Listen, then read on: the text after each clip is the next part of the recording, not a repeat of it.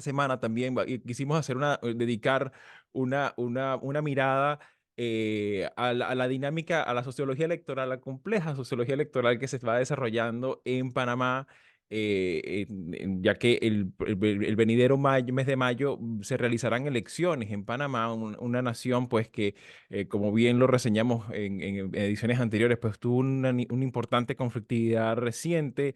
Todavía la situación calamitosa en la que se ha desarrollado este tema de las dificultades que tiene el propio Canal de Panamá para poder funcionar, digamos, en las condiciones en las que se tenía previsto cuando se planteó su expansión reciente, y que, claro, evidentemente también hay un elemento que está puesto sobre la marcha, puesto sobre la mesa, que es este tema de la condena.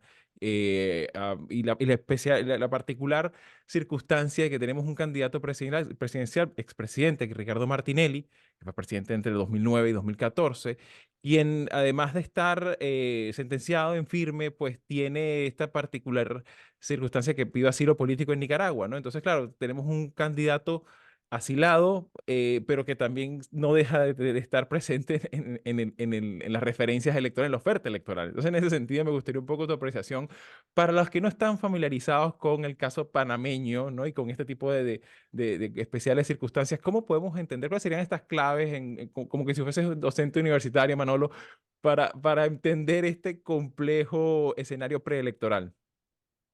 En Panamá elige cada 5 años. O sea, es un caso, no digamos de los habituales, ¿no? O sea, de los pocos casos que se den en un periodo de 4 años, ¿no?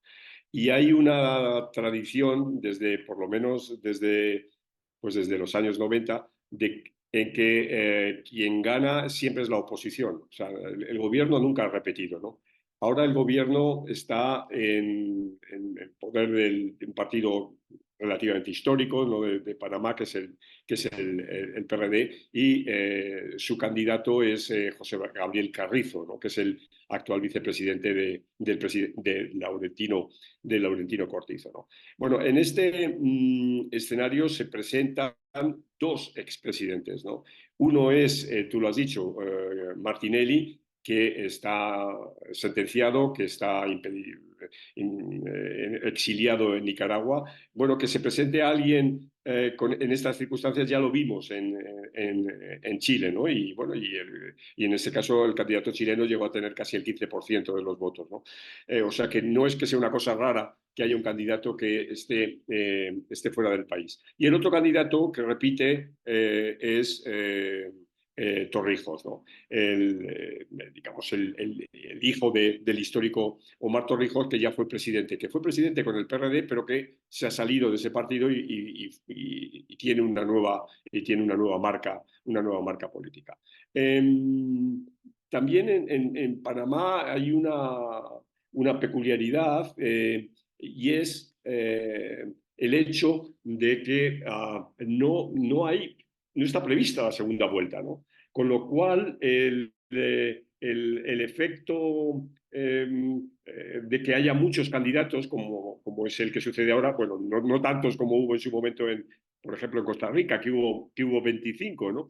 Pero hay 8 candidatos, ¿no? Entonces, claro, hace que alguien pueda llegar a ser presidente con un porcentaje de votos a lo mejor incluso por debajo del 30%, ¿no? Bueno, algo que se conoció, ¿no? También en Venezuela, ¿no? Cuando Caldera, ¿no? ganó la presidencia, si no recuerdo mal. Pero eso, bueno, eso hace a las elecciones de Panamá, digamos, al sistema político panameño le da ciertos rasgos originales. En estas elecciones, ¿qué se está debatiendo? Yo creo que hay tres temas. Y me parece que ahora, de momento, y de acuerdo con el debate que hubo entre candidatos el lunes pasado, como no podía ser de otra manera, el tema de la inseguridad, ¿no? Cuestión que además en Panamá se enreda con el tema del paso de medio millón de personas que cruzando el Darién siguen la ruta hacia el norte, ¿no? Claro, que haya medio millón de personas que, como sabemos, van en condiciones muy, muy lamentables, extorsionados, en un escenario de clara insalubridad, etcétera, bueno, pues es un problema para cualquier país. Bueno, y Panamá, que es un país demográficamente chico, bueno, se enfrenta a este tema y a la inseguridad. Y luego Claro. está el tema que hablamos en yo creo que antes de Navidades, del tema de las movilizaciones que hubo por el tema de las mineras, ¿no? Panamá es un país enormemente rico en mineral y hay una explotación salvaje que ha despertado el enfado de la gente. Y el último punto, obviamente, es la sequía, ¿no? Y los problemas que está teniendo el canal. Porque no hay agua y por consiguiente tiene que disminuir el paso de buques. Ahora mismo me parece que está en un 40% en Sí, el sí, promedio. Y esto 40%. supone, Y claro, lo más inquietante es que esto también ocurre cuando vemos el recrudecimiento de la situación en el Medio Oriente, exacto, cuellos de botella en el estrecho de Hormuz, en el canal de Suez. Vemos una especial circunstancia difícil en toda esta área que, por supuesto, evidentemente, pues comprometen ese tema de la tantas veces diferida recuperación de la economía mundial, ¿no? Pospandémica. exacto. Y en ese sentido, me gustaría también, claro, y como vemos, pues Panamá juega un papel importantísimo, como bien dices, en aspectos que tienen que ver con un importante carácter internacional.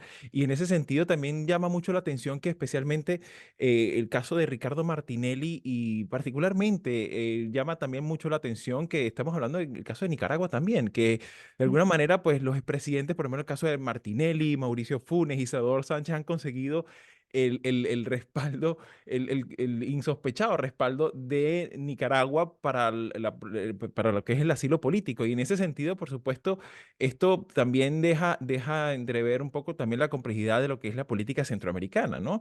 Y en ese sentido, pues me gustaría un poco tu apreciación, Marisabel, ¿cómo miras tú este escenario preelectoral sobre el cual, por supuesto, vamos a buscar la forma de seguir haciendo episodios temáticos sobre este fascinante sistema político panameño? Hay dos cosas con respecto al caso de Martinelli. Uno, Martinelli y Ortega no son aliados. Eso es lo primero que hay que establecer. De hecho, esa es una de las curiosidades. Sin embargo, el otro problema que yo veo y que lo hemos conversado en este podcast es el uso de la figura del asilo por parte de estos personajes, porque no, el caso de Odebrecht se ha tragado a la clase política, sobre todo la rama ejecutiva de Latinoamérica. Aquí no ha quedado hueso sano. Todos han caído, inclusive con un expresidente que se suicidó, Alan García en Perú. Este caso ha sido tan eh, eh, abrumador en términos del nivel de corrupción que hay en la política latinoamericana, que lamentablemente Martinelli no es un hombre, es decir, siempre usamos esa frase de que, bueno, esta es una gente que no viene a robar porque ya ellos tienen una posición cómoda desde el punto de vista económico. ¿Cuántos de estos presidentes no tenían una posición cómoda antes de entrar a la presidencia? Sin embargo, ese es el primer problema, que tenemos una enorme vulnerabilidad en la rama ejecutiva latinoamericana. Pero que entonces un expresidente acusado de corrupción, porque ese es el alegato de Ortega, que es que no se puede estar usando esto de las acusaciones, él a la larga no le importa a Martinelli, pero él está haciendo una piedra de tranca en una región donde así como él es un corrupto, ¿verdad? Lo son otros que están en el poder y que no quieren ceder en términos de convocar elecciones libres. Estamos hablando de Cuba y Venezuela principalmente. Entonces, aquí Ortega lo que está haciendo es fijando una posición no para proteger a Martinelli, es más de protección para el otro lado de ese eje.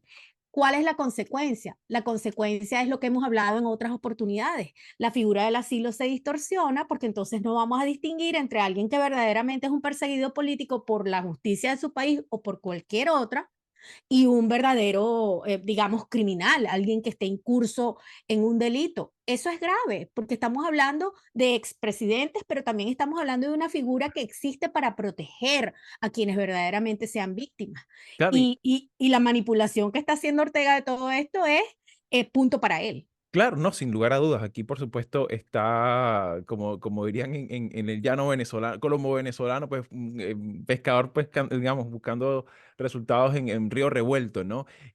Por supuesto, estaremos muy atentos a cómo se vaya desarrollando todo esto, porque claro, aquí también vemos, y eso muy probablemente pudiéramos volver más adelante en otro episodio sobre Panamá, porque claro, aquí vemos también ese uso que también vemos como denominador común de algunos políticos buscar la protección de la inmunidad presidencial como un instrumento, ¿no? Para evadir la justicia o por de alguna manera plantear ese tema de que están persiguiendo, van a por mí, ¿no? Y es un poco lo que está de telón de fondo en otras latitudes. Y si llegaste hasta aquí y te interesan estos temas, puedes ayudarnos a seguir haciendo estos vídeos dándole like, compartiendo, comentando y suscribiéndote al canal de YouTube de Latinoamérica 21. Puedes acceder también a todos nuestros episodios entrando en nuestra página web latinoamerica21.com/podcast y en las principales plataformas de audio. Subimos videos nuevos todas las semanas, así que nos veremos en Mirada Semanal muy pronto.